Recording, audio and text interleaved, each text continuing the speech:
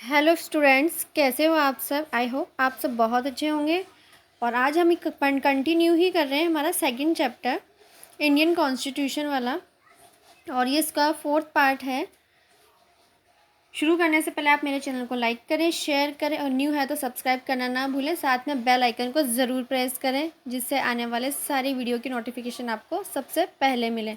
और comment section में अपनी रिक्वेस्ट ज़रूर लिखें। तो चलो शुरू करते हैं हम। राइट्स ऑफ एक्यूज्ड मीन्स आरोपी या जो भी अधिकार हैं, जिसको गिरफ्तार किया गया है उसके जो अधिकार हैं उसके बारे में। तो जो हमारा कॉन्स्टिट्यूशन है, ensure that the person accused of various offence, भाई उन लोगों को भी एक हम स्पेशल सिक्योरिटी देते हैं जो अलग अलग डिफरेंट केसेस में है। जिन्होंने क्राइम किए हुए हैं, ऐसे अपराधों को हमने उसमें भी रिलैक्सेशन दे रखा है। कैसे किन किन बातों का दे रखा है, जैसे हमें constitution has provided 3 rights. First, no person would be punished for the same offence more than once, यानी हम किसी भी व्यक्ति को एक ही अपराध के लिए एक बार से ज़्यादा सज़ा नहीं मिलेगी, ये हमारे कॉन्स्टिट्यूशन में दे रखा है। No law shall declare any action as legal from a back date and, जैसे कोई भी कानून है वो किसी भी कार्य को जो हमारी लास्ट जो डेट थी उसके अकॉर्डिंग ही, अगर उसने उसी समय पे कोई क्राइम किया है और उस समय पे उसके लिए जो प्रोविज़न दे रखा है वही फॉलो होगा, चाहे उसके बाद उसमें अमेंडमेंट एक्ट हो चुके हों। No person shall be asked to give evidence again himself और हरसेल्फ, भाई किसी भी व्यक्ति को स्वयं अपने लिए खुद के लिए एविडेंस देने के लिए नहीं कहा जा सकता, यानी उसको प्रेशराइज करके बयान नहीं दिया जा सकता कि नहीं ये काम आपने ही किया है। तो साथ में हमारे पास है राइट अगेंस्ट एक्सप्लॉयटेशन, शोषण के विरुद्ध अधिकार। जैसे आपने पिक्चर में दिख रहा है ना, जैसे इस फोटो में आप देख रहे हो कि किसी छोटा सा बच्चा है जो कि काम कर रहा है। In our country there are millions of people who are under privileged, जो ऐसे गरीब होते हैं जिनको कुछ भी मतलब कहीं ना कुछ अर्न करके अपनी लाइफ जीनी है। तो जितने भी ऐसे डिस्क्रिमिनेटेड होते हैं, दलित परिवार के जो लोग होते हैं, उन लोगों का शोषण हो रहा होता है। कैसे कैसे होता है, जैसे one such form exploitation in our country has a बेगार और फोर्स लेबर, जिसमें उनको बिना पैसे के काम करना होता है या बंधुआ मजदूरी कराई जाती है। तो इसी प्रकार के एक शोषण में लोगों को दास के रूप में खरीदा और बेचा जाता है, जिसे ह्यूमन ट्रैफिकिंग कहा जाता है। ये भी एक बहुत बड़ा क्राइम है, किसी जिंदा लोगों को खरीदना और बेचना, यही ह्यूमन ट्रैफिकिंग होता है। इन दोनों जो प्रकार के जितने भी एक्सप्लॉयटेशन है उन सबसे रिलेटेड हमारे कॉन्स्टिट्यूशन क्या करता है, उनको प्रोहिबिटेट करता है, बिल्कुल स्ट्रिक्टली मना करता है। जैसे पुराने समय पे क्या होता था, जो जमींदार होते थे, सूदखोर होते थे, वो जो पैसे वाले होते थे, मनी लेंडर्स होते थे, ये क्या करते थे, अब जो अपने मजदूर होते थे जो उनके खेतों में काम करते थे उनसे बंधुआ मजदूरी कराते थे, यानी उनको खाने पीने का दे दिया और उसके बदले उनको कोई पेमेंट नहीं दी जाती थी। फिर भाई जैसे भट्टों पे काम करने वाले थे ना, ईंट का जहाँ काम होता है, ऐसे लोगों को तो जब वहाँ पे इन लोगों से बंधुआ मजदूरी कराई जाती थी। अब धीरे धीरे हमने क्या किया है इनके लिए, it has now declare a crime and it's a punishable. अगर ऐसा कुछ भी होता है तो वो एक क्राइम के बराबर है और हमने उसको पनिश में इंक्लूड किया हुआ है। उसी तरीके से the constitution also forbids employment of children below age of under 14 years in dangerous jobs like factories and mines। भाई 14 साल से कम उम्र के बच्चों को हम किसी भी कारखाने में हो या माइंस में, ऐसी खतरनाक जगहों पे जहाँ पर उनकी लाइफ को बहुत ज़्यादा रिस्क है, वहाँ पे काम में नहीं लिया जा सकता। इसी प्रकार जो चाइल्ड लेबर होती है उसको भी हमने प्रोहिबिटेड कर रखा है स्ट्रिक्टली, और इसके लिए हमने अपने लिए राइट अगेंस्ट एक्सप्लॉयटेशन चला रखा है, जिसका बेसिक मीनिंग भी इन्हीं बच्चों को लेकर है। और इनके लिए हमने बेसिक भाई एजुकेशन दे रखी है ना, गवर्नमेंट ने 6 to 14 ईयर्स के स्टूडेंट्स बच्चों के लिए शिक्षा वैसे भी मुफ्त कर रखी है। Right to freedom of religion, धार्मिक स्वतंत्रता का अधिकार। अकॉर्डिंग टू अवर कॉन्स्टिट्यूशन, जो प्रत्येक व्यक्ति है उसे अपनी पसंद के धर्म को, रिलीजन को फॉलो करने का अधिकार है, यानी वो चूज कर सकता है कि उसे क्या करना है। इसमें जो कॉन्स्टिट्यूशन है वो हमारे को डेमोक्रेसी में एक बहुत बड़ा लिबर्टी दे रहा है, आपको एक आज़ादी दे रहा है आपको किसी भी रिलीजन को फॉलो करने के लिए। और हिस्ट्री में वैसे भी ये एक बहुत बड़ी चीज़ है कि दुनिया के अनेक देशों में जहाँ पर भी इतने सारे रूलर्स हैं, किंग है, अपने अपने देशों के लोगों को ऐसी किसी भी तरीके की कोई भी अधिकार नहीं देते। आपको वहाँ पे किसी भी तरीके का रिलीजन फॉलो करना है तो उनकी कंट्री का जो रिलीजन है वही फॉलो किया जाता है। पर्टिकुलर ऐसा नहीं है कि आपको कोई भी व्यक्ति किसी भी रिलीजन को फॉलो कर सकता है। तो ये जो वंडरफुल थिंग है वो हमारी इंडिया में ही है, हमारे पास ही है। और इसी तरीके से आपके पास है freedom of faith and worship. भाई आपके पास आस्था और प्रार्थना की भी स्वतंत्रता है। आप अगर किसी भी रिलीजन को फॉलो करते हो तो उसकी वर्शिप करने का वे हो सकता है, आपके जो बिलीफ हो सकते हैं उनको आप पूरी तरीके से मान सकते हो। उसी तरीके से भारत में क्या है, India everyone is free to choose a religion and practise that. भाई अधिकार है हमें किसी भी धर्म को चुनने का और उसे पालन करने का। उसी तरीके से रिलीजन जो लिबर्टी है वो हमें इस बात की भी लिबर्टी देता है कि कोई भी व्यक्ति किसी भी धर्म को चुन सकता है या निर्णय ले सकता है कि वह किसी भी रिलीजन का पालन करे या नहीं करे। उसी तरीके से रिलीजन जो लिबर्टी, इसका मतलब ये नहीं है कि जो सभी व्यक्तियों को अपने रिलीजन को बहुत स्ट्रिक्टली मानना है या उसको मानना ही है, मतलब उसके साथ किसी भी तरीके की कोई बाउंडेशन नहीं है, उसके ऊपर किसी तरीके का कोई प्रेशराइज नहीं है। तो इसी को हमने रिलीजन की फ्रीडम कहा है।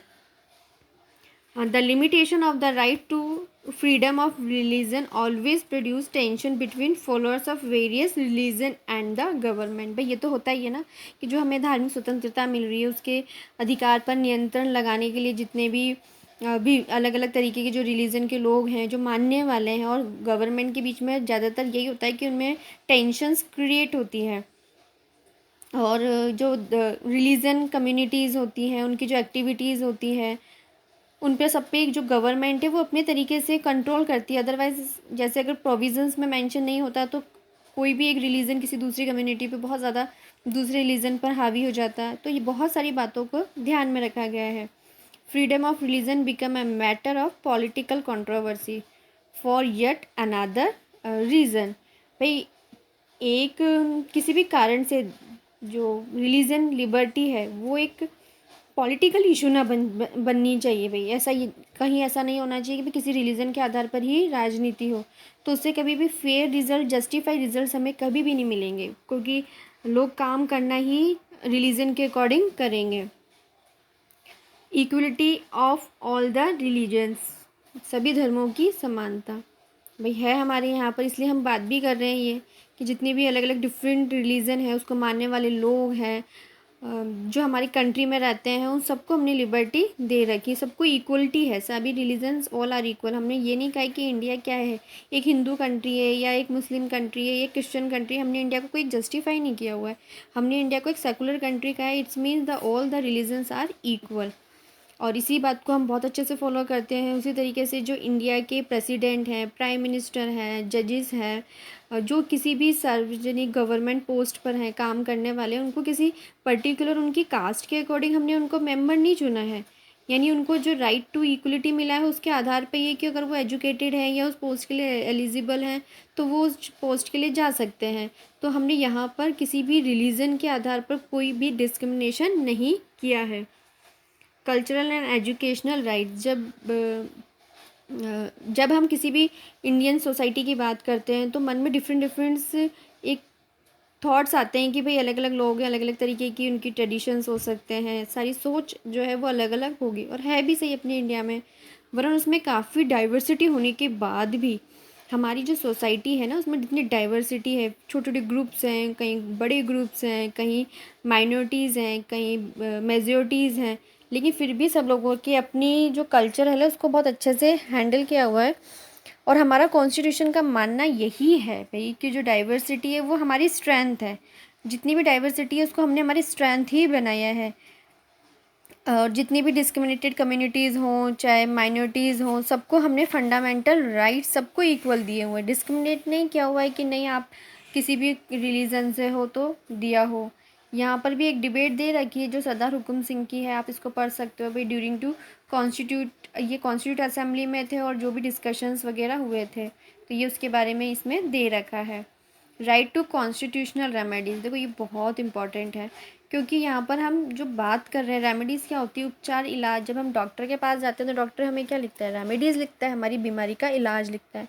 तो उसी तरीके से ये भी है कि इसमें इस बात से हर कोई एग्री करेगा कि भाई कॉन्स्टिट्यूशन में जो फंडामेंटल राइट्स की जितनी भी बड़ी लिस्ट मिली हुई है, अट्रैक्टिव तो है हमारे लिए, लेकिन डिस्क्राइब भी की हुई है, तो काफ़ी हमने उसमें एक्सप्लेन किया हुआ है।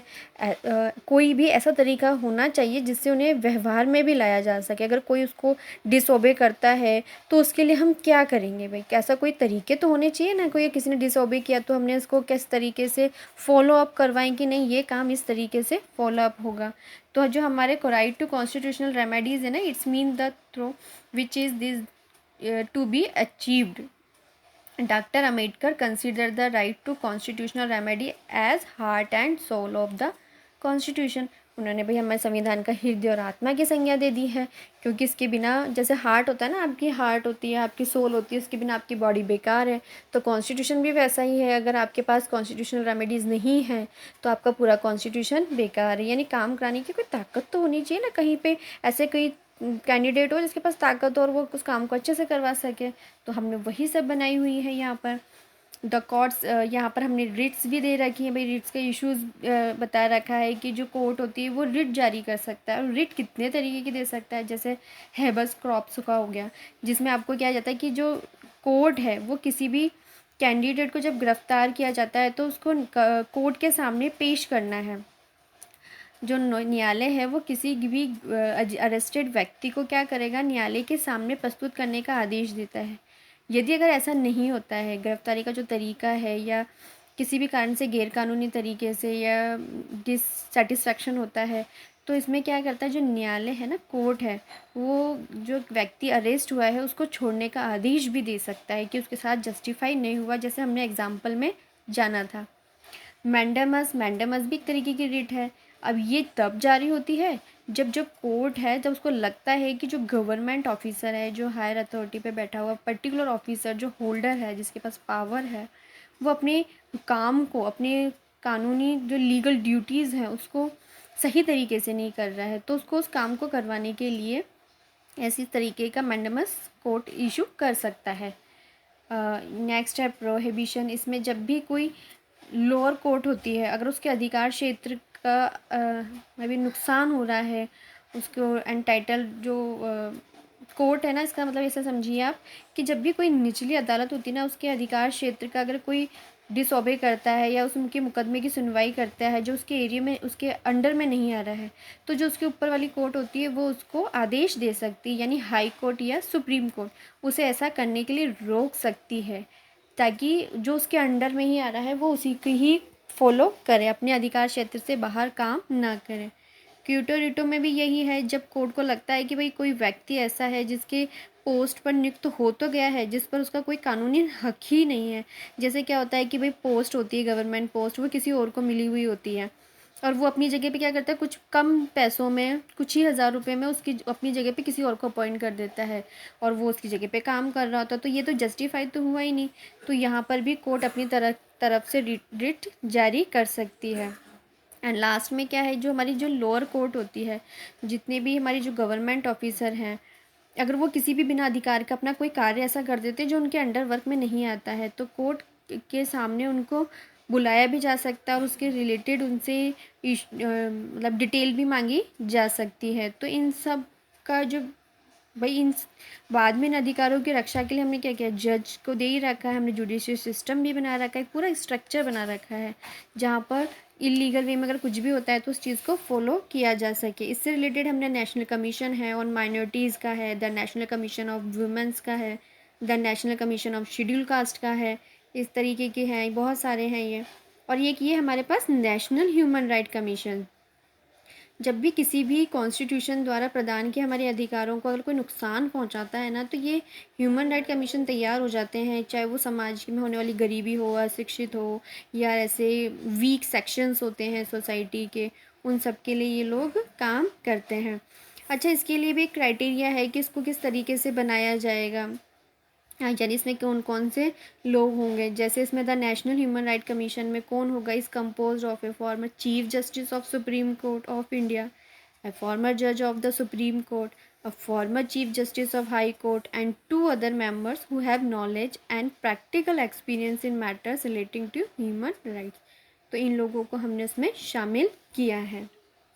तो ये हैं हमारी ह्यूमन राइट कमीशंस। और इससे ये बहुत सारी जो कंप्लेंट्स आती हैं रिलेटेड टू अरेस्ट से हो सकता है। जैसे एक एग्जांपल में भी हमने ह्यूमन राइट कमीशन का हेल्प देखा उस कैंडिडेट के लिए। और हिरासत में लेने के बाद कोई बहुत सारे गलत काम जो हो जाते हैं सोसाइटी में, बलात्कार जैसी चीज़ें हुई या लोगों का गायब होना होता है, ह्यूमन ट्रैफिकिंग होती है, फीमेल्स के साथ होने वाला मिसबिहेव होता है, इन सब से रिलेटेड ये लोग काम करते हैं। तो अब हम इसका पार्ट का नेक्स्ट वीडियो में कंटिन्यू करेंगे। तब तक के लिए बाय बाय, टेक केयर।